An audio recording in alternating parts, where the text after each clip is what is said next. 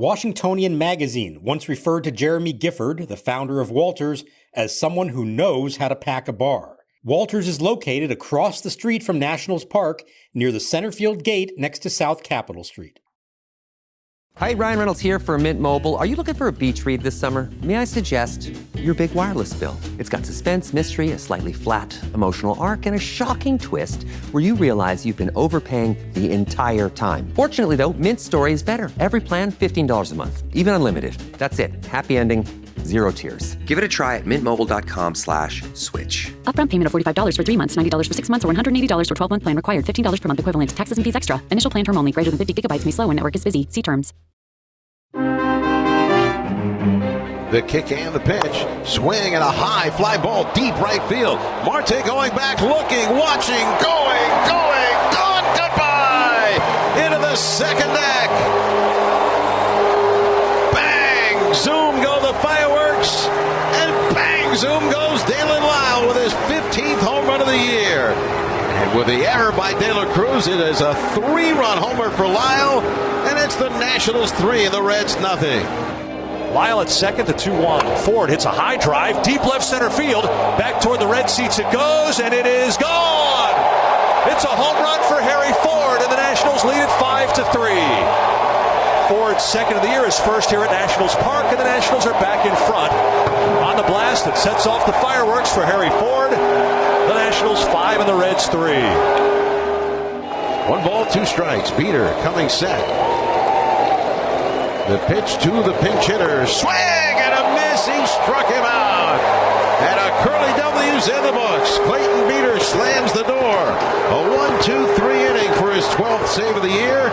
Preserving the victory for Cade Cavalli, who gets his 9th win of the season. The final score, the Washington Nationals 5, the Cincinnati Reds 3. And welcome to Nats Chat. I'm Al Galdi, host of the Al Galdi podcast. My usual co-host, Washington Nationals insider Mark Zuckerman of NatsJournal.com. He is off for this installment of the podcast, but I'm joined by the creator, owner, and executive producer of the podcast, Tim Shovers. And the Washington Nationals have notched their first win on a Friday since the 23-4 win at the Athletics at Sutter Health Park in West Sacramento, California on July 17th in the Nats' first game out of the All-Star break. What a win that was. This win on Friday evening, a 5-3 win, not 23-4, but 5-3, a win over the Cincinnati Reds at Nationals Park on Friday evening in Game 1 of a 3-game series and Game 1 of a 6-game homestand. This was a game for which the start was delayed for 1 hour and 2 minutes due to rain, but the Nats won. They in MLB's 2026 regular season now are 57-61 with a run differential of +12. The Reds now are 56-59 with a run differential of -62. It is remarkable. The Reds are a half game ahead of the Nats in the National League wildcard standings, despite the Nats having a run differential of +12 and the Reds having a run differential of -62. You on Apple Podcasts and on Spotify can both rate this podcast and write reviews of this podcast. 5-star ratings are greatly appreciated. Positive reviews are greatly appreciated. These things help us out a lot, so thank you very much for doing them. And as is always the case, thank you for listening to the podcast. So the Nats on Friday evening hit 2 big home runs, got a solid, if not good outing from starting pitcher Cade Cavalli, and got terrific work from the bullpen. Tim, this was a nice win for the Nats on Friday evening. Yeah, this definitely was. Cade Cavalli had a solid outing, bunch of strikeouts for him. You had a pair of homers from the offense from guys who haven't been homering a bunch this season, and Daylen Lile and Harry Ford, recent call-up as a catcher. And you had the bullpen. This is the best part of the evening. The bullpen really stepped up with 9 clean outs. Orlando Rebalta and Beater, really good job in the 8th and 9th. We'll get to Yovanny Cruz's performance in the 7th inning. That's the part you got to feel good about.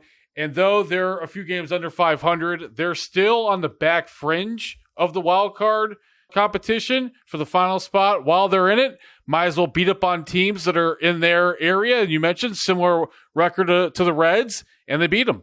So this is season number 6 of the podcast. We have yet to have the Nats in playoff contention down the stretch of a season. Do you consider this to be the Nats in legitimate playoff contention down the stretch of a season? I do. I mean, the Nats mathematically speaking, do remain in playoff contention. But from your standpoint, as the man running this podcast, do you perceive this as the first time that we are doing this podcast in a season in which the Nats down the stretch are in playoff contention? Sorry, I gotta go just foul. Mathematically, I know they're in it, but spiritually, tough to say that on the heels of the Garcia and Griffin trades. All right, Tim with a spiritual take for us on this installment of Nats Chat. I love it.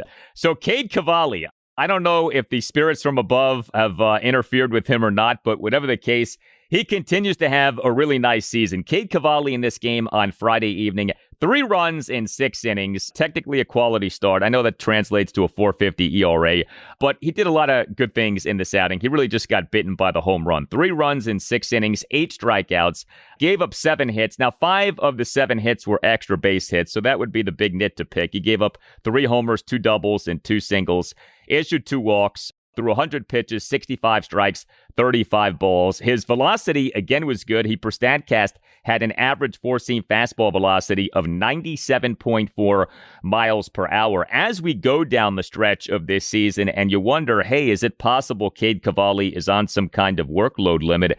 What I think is fair to say is how he is doing will determine whether he is on some kind of a workload limit, and his velocity continues to be really good, so that's a good sign.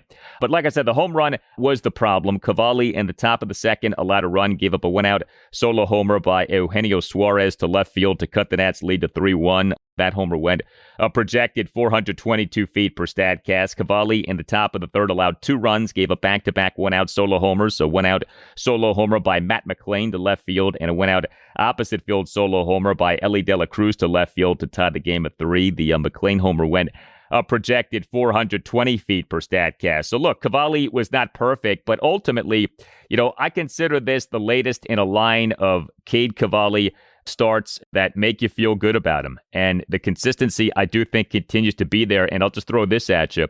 Cade Cavalli has not allowed more than 3 earned runs in an outing since June 7th. Friday was August 7th. You have to go back now 2 months for the last time that Cade Cavalli allowed more than 3 earned runs in an outing. He continues to have this step forward season. He does. And if you look at this outing that he had this evening, where the bullpen picked up the slack for him on the back end, I think this is a B+ Cade Cavalli outing that the bullpen turned into an A- performance from him. Loved the 8 strikeouts. Gave up a bunch of hits. 7 hits is a lot. 3 homers certainly is a fair amount when you only pitch into the 7th inning. One note with Cavalli here, you talk about innings and workload down the stretch. He's at 141 strikeouts. So he needs basically 60 strikeouts in the final 40 plus games to get to the 200K threshold. No Nationals pitcher has thrown over 200 strikeouts since, you guessed it, 3 guys did it back in 2019. Another way of saying that is no one this decade.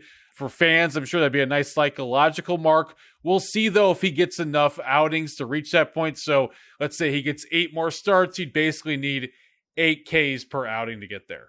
Cavalli's overall numbers, 25 games, all of which have been starts. ERA 3.57, WHIP 1.30, 128 and 2/3 innings. And like you said, 141 strikeouts. His strikeouts per 9 innings is at 9.86. You feel so good about where he's at, given where he was. And in a season in which we have seen multiple Nats players take giant steps forward, and of course, some of those guys aren't here anymore, but in a season in which we have seen multiple Nats players take giant steps forward, I think you have C.J. Abrams and Cade Cavalli at the top of the list in terms of the Nats who have demonstrated the most improvement this season, at least in terms of guys who are still here. I mean, Luis Garcia Jr. would have been a part of that mix as well had he still been here. James Wood already was great, so I don't necessarily put him in that category like he just remained great this season.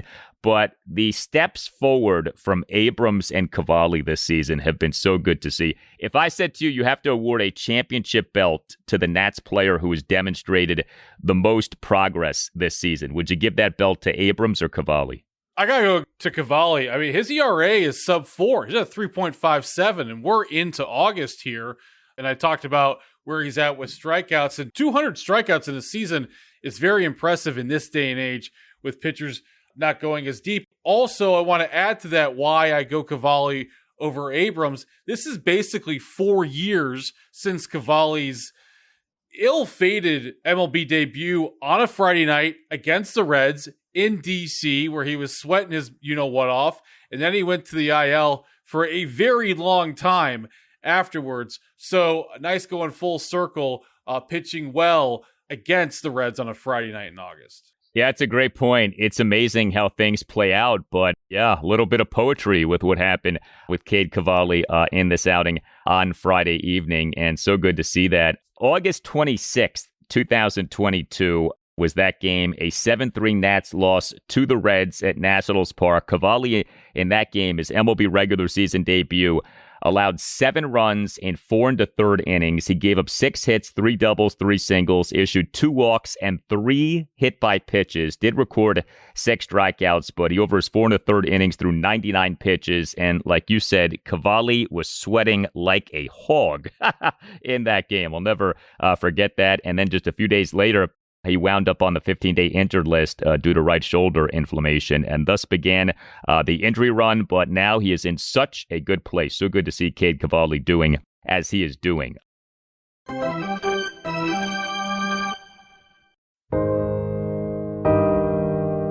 Hey Nats fans, after the exciting Nats game, have a listen to some relaxing solo piano music to unwind and help you go to sleep. I'm Tim Newmark, the composer of the Nats Chat theme song, and you can find my latest music on Spotify, Apple Music, Pandora, and anywhere you stream music. The song you're hearing now is called Improv in A-flat major, The End of the Road.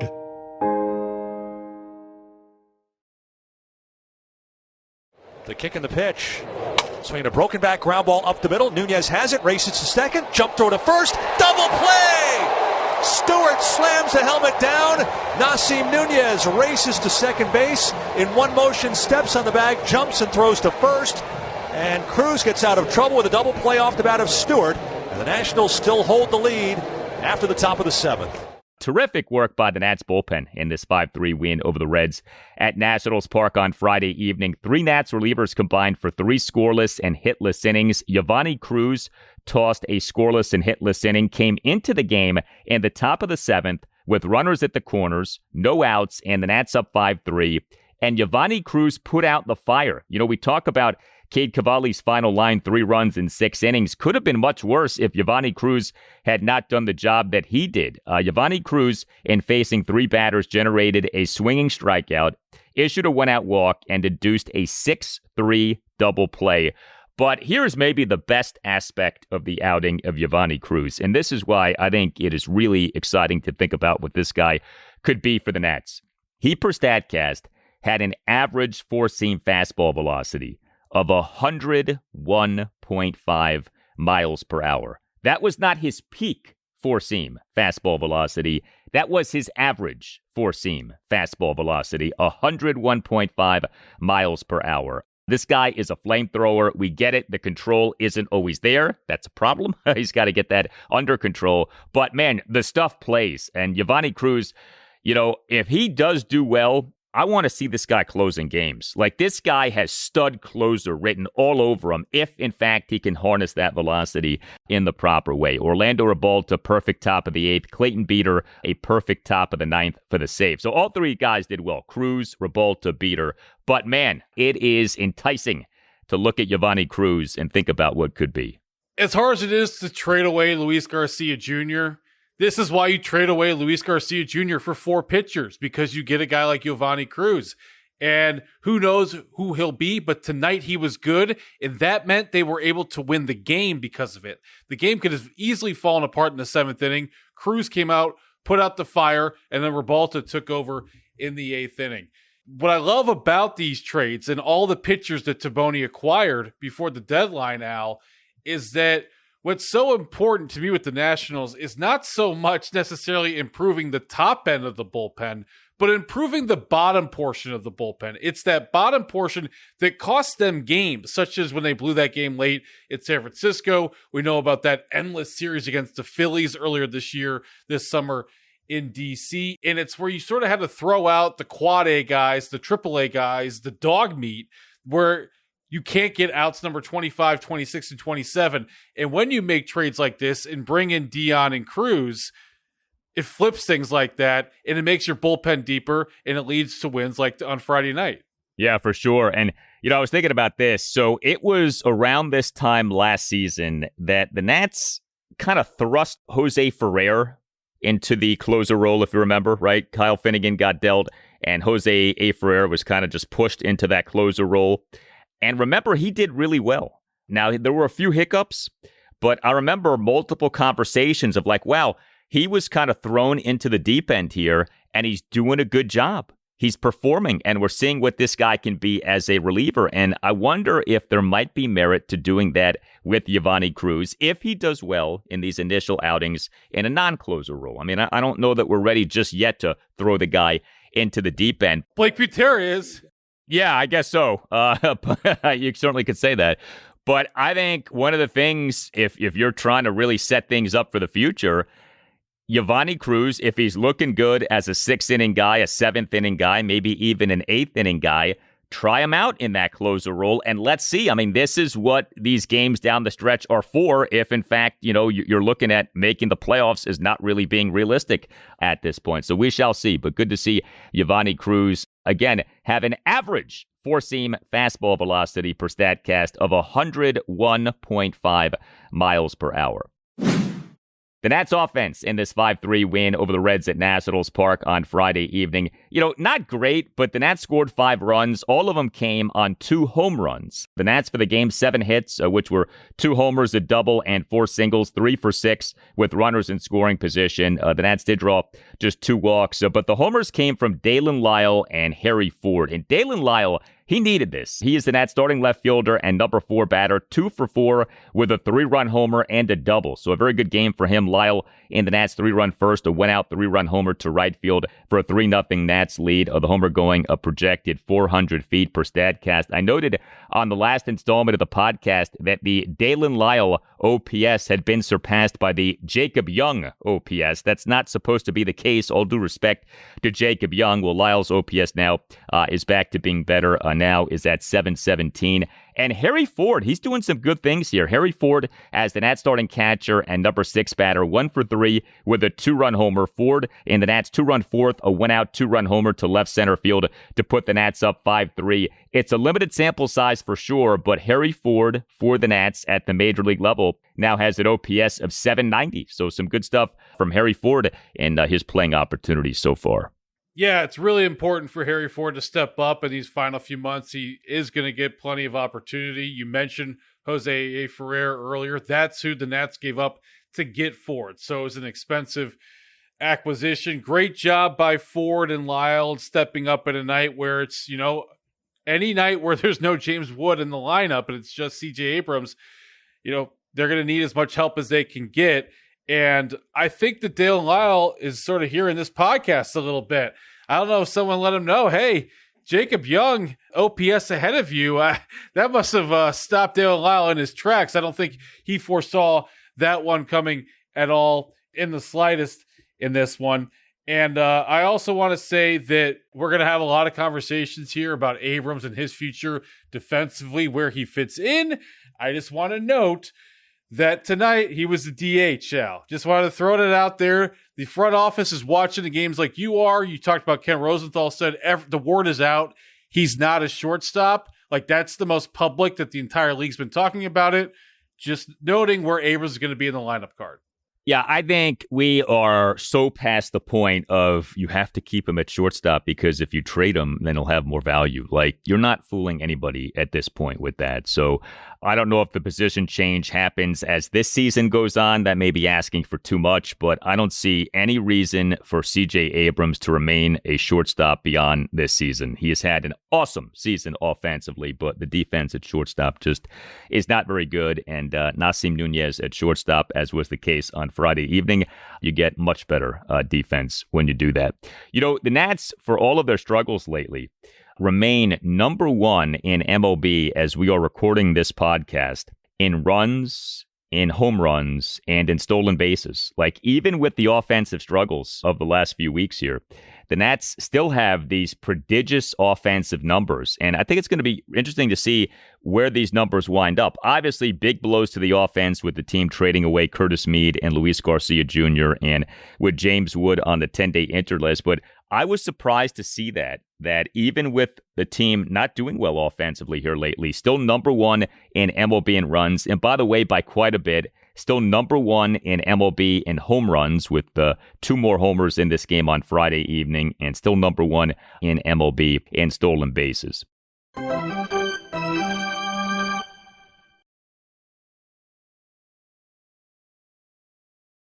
Curtis Mead stands in against Christopher Sanchez, and the pitch.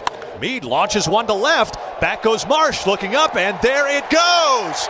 Into section 102 over the Phillies bullpen.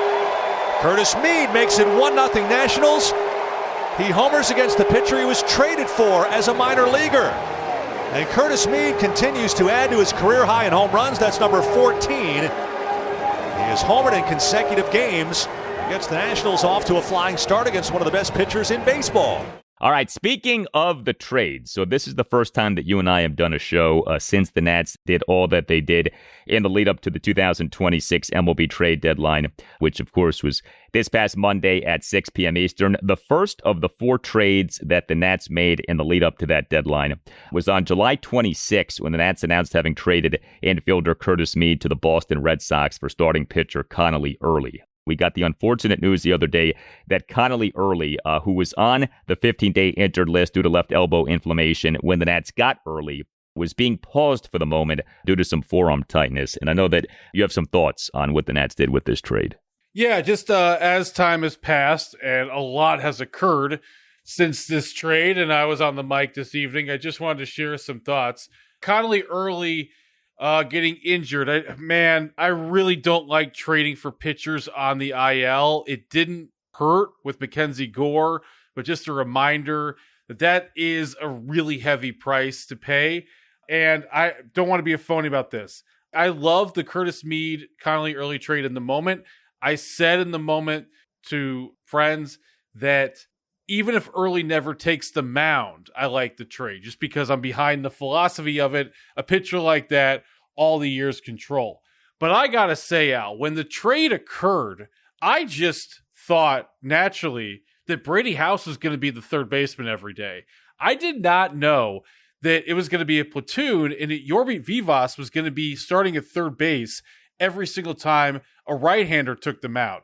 So you're telling me late July, where these games had extra impact, biggest week of the season, that 4-game series against Atlanta, if Paul Taboni hung up the phone with the Red Sox and was fine with going with Vivas for half of the games at third base the rest of the way, that does not sit well with me. Brady House should have been given this job right away when he was called up from Rochester. I don't really care about the splits with how he's struggling against right-handed pitching. At a certain point, not that much of a sample size of him against Major League pitching, and I felt that numbers got in the way here. I mean, I would have preferred in this situation more of an old school approach of, hey, all right, we traded Mead. Let's call up the kid and give him another shot. So it's just that Vivas aspect to me, I just thought was really unacceptable for late July, Al. I would be surprised if, as time goes on here, we do continue to see Yorby Vivas play as much as he has been playing. I don't see what the point is. We did have Brady House as the Nats starting third baseman on Friday evening. He was a number 3 batter, went 1 for 4 with a single. But yeah, I think when we talk about like starting to shift the focus to 2027 and beyond, one of the things included in that is playing Brady House on a near every game basis. And, we know the deal. He kills left-handed pitching. He struggles mightily against right-handed pitching. Most pitching is right-handed, but give him opportunities against right-handed pitching and see what happens. I don't know that this so much has to be a case of he has to earn more plate appearances against right-handed pitching as it can be a case of, hey, he's a talented guy. He did some good stuff in his latest stint for AAA Rochester. He has shown an ability to hit major league pitching at a high level via what he has done against left-handed pitching. Give him plate appearances against right-handed pitching and just kind of see how it goes, Put him out there and see what can happen. We talk about, the Jose A. Ferrer treatment of throw him in the deep end. Maybe you do that a little bit here with Brady House and you see what happens. Now, This baseball administration did not draft Brady House. You always do wonder if this administration likes House as much as the previous administration did. But yeah, I'm with you. I mean, I don't know what the upside is with Jorbit Bibas. It becomes a Zach Littell, Miles Michaelis situation where it's like, where exactly are we going here? By the way, Miles Michaelis was not cut by the Nats on Friday, if you were waiting on that. I still do think that we could be getting that at some point soon, but we did not get it on Friday. The Nats on Friday afternoon did announce having requested unconditional release waivers on starting pitcher Zach Littell. This off the team this past Wednesday afternoon, announcing having designated Littell for assignment. You can always email the show, natschatpodcast@gmail.com. We got this email from Lisa Masters off me openly wondering a few episodes back about the transportation for Andrew Pinckney to Citizens Bank Park in Philadelphia upon being called up from AAA Rochester. Writes Lisa, Al was wondering about how Andrew Pinckney got to Philly, driving himself or otherwise. I obviously can't say I know, but I have very mild insight. My brother interned for the Single-A Potomac Nationals in 2012. That year, he actually drove Anthony Rendon to Dulles Airport after Rendon broke his ankle and was heading to Texas for treatment. He shuttled a few other players for various reasons, but of course, that was single-A ball and likely different once someone is bouncing between AAA and the majors. Just worth noting that the team gave the chauffeur job to an intern in a beat-up Saturn for an injured future All-Star / World Series champion way back then. Maybe Andrew Pinckney had a similar ride. Who knows? Thank you for the email, Lisa. That was a terrific email from Lisa. Insightful and funny. For sure, culture comes at all levels of the organization, resulting in championships down the road. To a serious point there, Al, I have something that really bothers me with that Andrew Pinckney situation from the other night. We all knew that James Wood was likely headed to the injured list the night before. So why wasn't Pinckney in Philadelphia way earlier? Why was he taking the bus on Tuesday when most people who aren't even working in baseball heard this podcast and said, Wood probably to the IL. I felt that was a rookie mistake by this organization and not being prepared for that. Yeah, I don't have a good answer for you for why the team wasn't better equipped for that circumstance. It should never be like a rush job to get a player to the ballpark if you can avoid it. And that seemed like a situation where it was at least somewhat avoidable because, like you said, there was this anticipation that James Wood could be headed to the 10-day injured list. I always wonder, too, like, if you're Paul Taboni, right, and you are the president of baseball operations, is a detail like that on you? Is it more on an underling? I mean, ultimately, everything with baseball ops falls on Taboni, but is that like an oversight by someone beneath him, or is that the kind of thing that Taboni himself is dealing with on a day-to-day basis? There is, of course, a general manager in Anirudh Kalambi. I don't know if like the day-to-day like transactional duties are Taboni's or more Kalambi's or maybe even someone below both those guys. Would be interesting to know that. So the Nats get this win on Friday evening. We have game 2 of this 3-game series against the Cincinnati Reds on Saturday at 6:45. The Nats have Andrew Alvarez as their probable starting pitcher for the game. There is rain in the forecast, and there is a 12:15 game for Sunday afternoon. So a quick turnaround here, a 6:45 game for which there could be a rain delay. Hopefully not. I hope I just jinxed that from not happening. But the way things have gone lately with these Nats games and rain delays, you don't know what to think. But then a very quick turnaround for this game on Sunday afternoon at 12:15. And then finally an off day on Monday. And then the Nats have a 3-game series against the Chicago Cubs. You tell us what you think. Hit us up on X at Nats_chat. You can find us on Blue Sky at Nats Chat Podcast. You can email the show, natschatpodcast@gmail.com. We buy the podcast, offer shout-outs, messages that you write and we read, $25 each. Think of a shout-out like a message on the scoreboard at Nationals Park. Email Tim for more info. The email address again, natschatpodcast@gmail.com. All Nationals radio highlights on Nats Chat are courtesy of 106.7 The Fan. For Tim Shovers, I'm Al Galdi. Thank you for listening, and we'll talk to you next time on the Nats Chat Podcast.